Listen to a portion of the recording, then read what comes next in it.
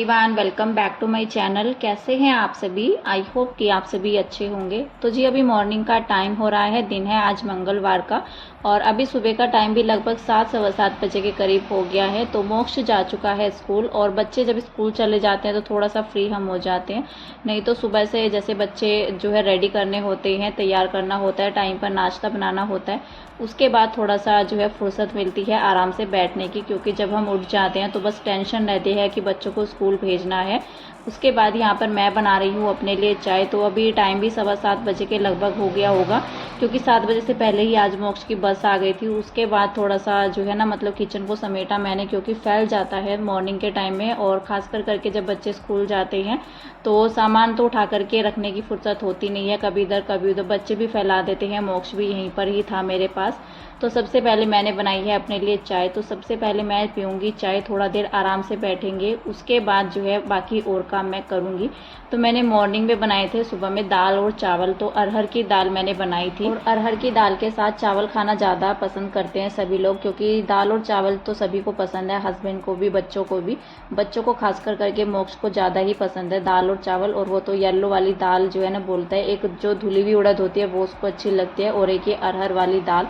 तो बाकी तो दालें जो है ना कम ही बनती है, ज़्यादातर करके यही 2 दालें होती है जो घर में ज़्यादा जो है ना बनती है। एक काली मसरी रखी है तो वो भी कम ही बनती है। मैंने पिछले महीने उसको मंगवाया था, इस महीने तो मैंने नहीं मंगवाया, क्योंकि वो दाल हस्बैंड को अच्छी नहीं लगती है। नहीं तो मुझे काफ़ी अच्छी लगती है चावल के साथ। और कोई भी दालें होती है ना तो चावल के साथ खाना ज़्यादा अच्छा लगता है, क्योंकि रोटी के साथ तो इतना मन नहीं होता है। खानी तो होती है, मतलब बन जाते हैं, जैसे रोटी भी बनानी होती है कभी कभी, जैसे रोज़ के रोज़ चावल भी सही नहीं रहता है ना, तो इसलिए मैं रोटी भी बना लेती हूँ दाल के साथ। लेकिन उस टाइम पर दाल बहुत ही कम लगती है, घर में थोड़ी थोड़ी दाल ही खाई जाती है। लेकिन चावल के साथ सभी लोग अच्छे से खाते हैं तो दाल भी ख़त्म हो जाती है। और जिस दिन मैं चावल बना लेती हूँ रोटी तो उस दिन बनती नहीं है, क्योंकि कोई खाता नहीं है तो मैं रोटी बनाती नहीं हूँ। तो चावल से ही काम चल जाता है, क्योंकि सभी लोग चावल ही खाना पसंद करते हैं फिर दाल के साथ, अगर दाल के साथ मैं चावल बना देती हूँ। और अरहर की दाल के साथ तो खासकर करके चावल ही बनते हैं, क्योंकि ये दाल जो है ना मुझे रोटी के साथ अच्छी नहीं लगती है। अगर चावल बन जाए तो अच्छी लगती है, बाकी दालें तो रोटी के साथ भी बन जाती है। तो बस यहाँ पर साथ ही साथ मैंने टिफ़िन भी लगा दिया था हस्बैंड का। पहले मैंने चाय पी थी, क्योंकि जब हम उठते हैं ना सुबह के टाइम में तो फिर उस टाइम पर तो थोड़ा बहुत भी अगर 5-10 मिनट भी लेट हो जाता है ना तो टाइम की बड़ी अहमियत हो जाती है उस टाइम पर। जब बच्चे स्कूल जाते हैं तो 5 मिनट भी हम सोचते हैं कि फटाफट से बच्चे जो है ना रेडी हो जाएं, सुकून से बैठ करके नाश्ता कर ले। तो उस टाइम पर तो मैं बिल्कुल भी नहीं बैठती हूँ जब तक मोक्ष का नाश्ता रेडी नहीं हो जाता है। तो फिर उसके बाद मैं आराम से बैठती हूँ, अपने लिए जो है चाय बनाती हूँ। और साथ ही साथ मैंने हस्बैंड का भी टिफ़िन जो है पैक कर दिया था। उसके बाद मैंने अपनी किचन को समेटा है। किचन समेटने के बाद घर की क्लीनिंग मैंने फटाफट से की, नहा करके पूजा कर ली थी मैंने। और फिर हम लोगों को जाना था डेंटिस्ट के पास, जैसे कि मैं संडे में भी गई थी, जैसे मम्मी और के पास गई थी घर पर, लेकिन डॉक्टर जो है ना मिले नहीं थे और हम लोग जा भी नहीं पाए थे। तो फिर हम लोग जो है ना मतलब आज के दिन में गए, और आज भी हमें डॉक्टर नहीं मिले, क्योंकि हमें पता चला कि वो 10 बजे के बाद बैठते हैं। पहले तो हमें पता था कि 9 बजे तक बैठ जाएंगे, किसी ने हमें बताया था फ़ोन करके, हमने पूछा था तो उन्होंने बोला था 9 साढ़े 9 तक बैठ जाएंगे, लेकिन वो नहीं बैठे थे। कभी कभी हो जाता है, डॉक्टर लेट भी बैठ जाते हैं, पता नहीं चलता है डॉक्टर का।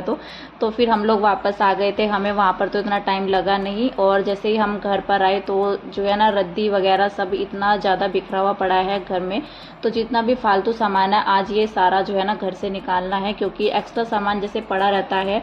और बॉक्स वगैरह हमारे फ्रिज के जो है ये पड़े हुए थे, जो बॉक्स होते हैं, तो हमने ऐसे के ऐसे ही रखे हुए थे, फेंका नहीं था इसको, क्योंकि इधर उधर भी फेंकते हैं तो गंदगी ही हो जाती है। तो फिर हमने इसको रख दिया था उठा करके, और सोचा था कि जो रद्दी वाले भैया आते हैं तो उनको दे देंगे। और यहाँ पर ये मोक्ष की साइकिल भी है, जो कि वो बहुत ही कम चलाता है, और वैसे इसमें जो है ना कमी भी हो रखी है, ब्रेक वगैरह इसके अच्छे से लगते नहीं है, और काफ़ी पुरानी भी हो गई है। तो हमने सोचा इसको भी दे देते हैं, देखते हैं जब कभी मतलब उसका मन होगा ना तो उसको नहीं ले करके दे देंगे। अभी तो थोड़ा सा रहता भी है, क्योंकि मेन रोड है, बाहर चलाना तो हम लोग बच्चों को तो भेजते नहीं हैं बाहर।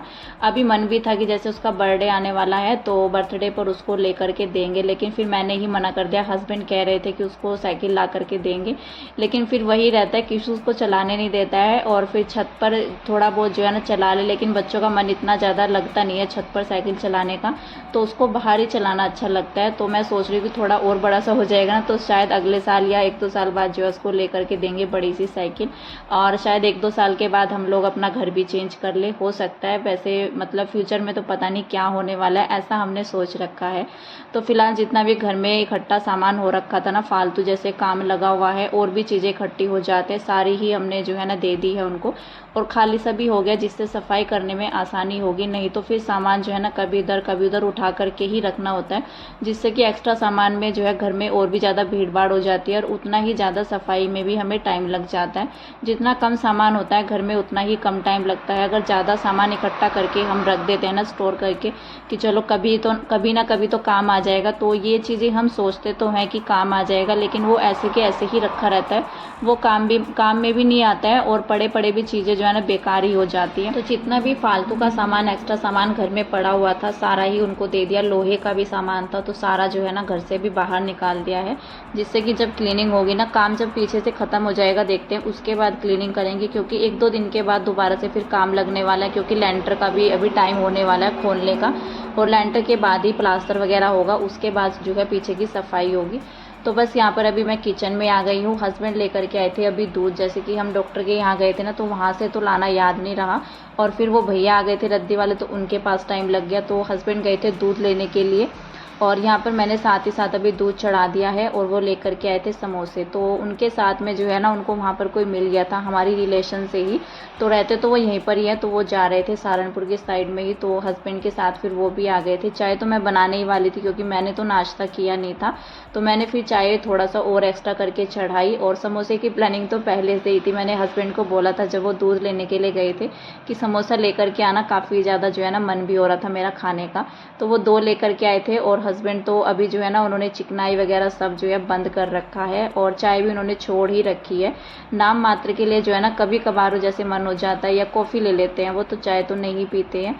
तो बस यहाँ पर मैंने एक समोसा जो है उनके लिए रख दिया है, भैया के लिए, और साथ में जो है चाय बन गई है, चाय लगा दी है, सॉस लगा दिया है, जो चटनी होती है समोसे की। मैंने तो अभी चटनी खटाई सब बंद कर रखा है अपने लिए, जो है ना मिठाई वगैरह, क्योंकि दांतों की प्रॉब्लम होती है ना, तो खटाई वगैरह जैसे मैं खाती हूँ तो पानी जो है ना लगता है दांतों में। और अभी तो कई दिनों से मिठाइयाँ वगैरह ये सब चल रही है ना, जैसे जन्माष्टमी का त्यौहार था, तो वो सब मिठाइयाँ जो बनाई जाती हैं एक दिन में तो ख़त्म होती नहीं है, तो वो तो 1 हफ्ते तक तो चलती ही चलती हैं। हस्बैंड तो बहुत ही कम खाता है मीठा, वो चौलाई के लड्डू खाना ज़्यादा पसंद करते हैं। चौलाई के लड्डू उन्होंने खाए, बल्कि जो हमने मिठाइयाँ बनाई थी बच्चे या मैं ही खा लेती हूँ।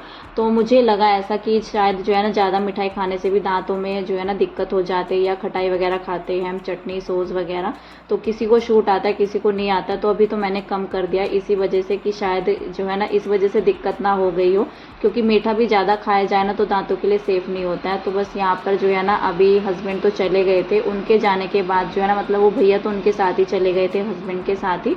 तो यहाँ पर मैंने सबसे पहले पौधों में पानी दिया, क्योंकि सुबह के टाइम तो धूप नहीं थी, लेकिन अभी जो है ना काफ़ी तेज़ धूप निकल गई थी, मौसम बना हुआ था बारिश वाला।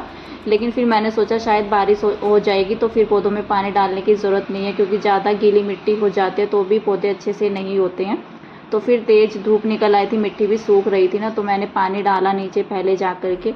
उसके बाद मैंने किया नाश्ता अपना, क्योंकि सुबह से मैंने नाश्ता नहीं किया था, और एक समोसा मैंने खा लिया था, लेकिन फिर बाद में भूख लगाई थी।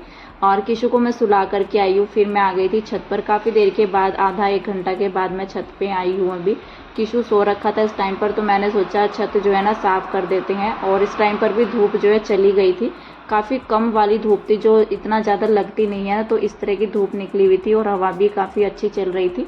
तो ऐसे मौसम में तो छत जो है ना धोना सही रहता है, मतलब गर्मी का एहसास नहीं होता है, नहीं तो इस टाइम पर तो गर्मी काफ़ी ज़्यादा हो जाती है। मैंने चला ली थी मोटर, मैं यहाँ पर छत पर आ गई थी, और छत में जो है ना काफ़ी मतलब धूल मिट्टी हो रखी है काफ़ी ज़्यादा, जैसे रेत वगैरह और सीमेंट का भी काम चला है ऊपर छत में।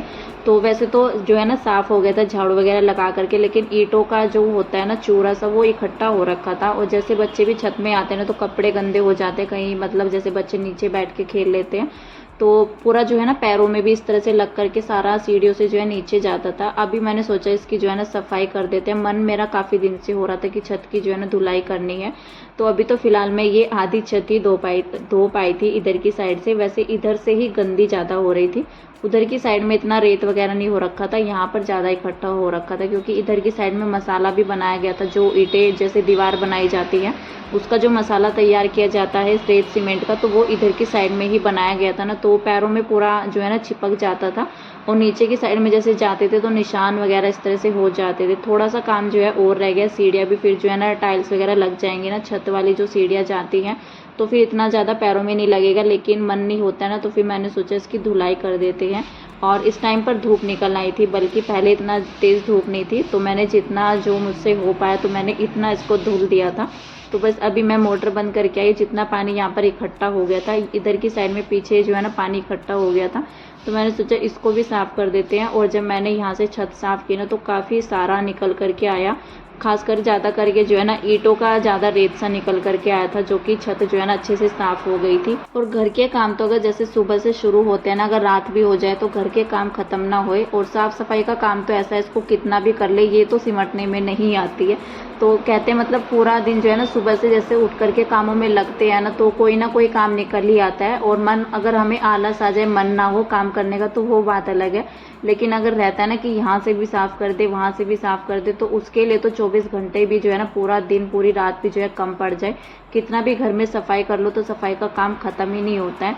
बस यहाँ पर जो है ना मैंने छत को अच्छे से क्लीन किया, उसमें जो है ना मतलब लग रहा था मुझे कि कम टाइम लगेगा, लेकिन टाइम जो है काफ़ी ज़्यादा लग गया था। और गर्मी जो है ना बाद में महसूस हुई, उस टाइम पर इतना गर्मी महसूस नहीं हुई, क्योंकि बाद में जब एंड आ गया था ना बिल्कुल साफ़ सफाई का, वहाँ पर पानी समेटने का, तब इस टाइम पर जो है ना धूप हो गई थी काफ़ी तेज़ वाली और गर्मी काफ़ी ज़्यादा लग रही थी। बल्कि नीचे आकर के मैंने थोड़ी देर पहले कूलर चलाया 10-15 मिनट के लिए, और किशु सो ही रखा था, तो फिर मैंने जो है ना बाद में बंद किया। थोड़ी देर मैंने भी आराम किया, लंच हुआ हमारा, मोक्ष भी आ गया था स्कूल से। जैसे मैं ऊपर से आई आधे घंटे के बाद मोक्ष आया स्कूल से, उसके बाद मैंने कोई काम नहीं किया।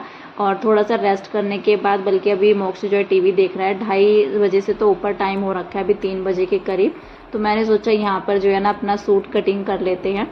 तो अगर हम बैठे रहे तो कोई काम नहीं होता है, अगर हम सोचे कि चलो आज ये कर लेते हैं तो काम तो निकल ही आता है। तो फिर जो है ना कनागत लग जाएंगे, तो मैंने सोचा इसको जो है ना कटिंग कर लेते हैं। कनागतों में तो सिलाई वगैरह का काम होता नहीं है, वैसे कर भी लेते हैं, टेलर लोग तो करते ही हैं, तो वैसे हमारे यहाँ पर कहते हैं, लेकिन मैं नहीं मानती हूँ इन सब चीज़ों को। सिलाई तो मैं कर लेती हूँ, लेकिन जो है ना नया कपड़ा मैं नहीं पहनती हूँ।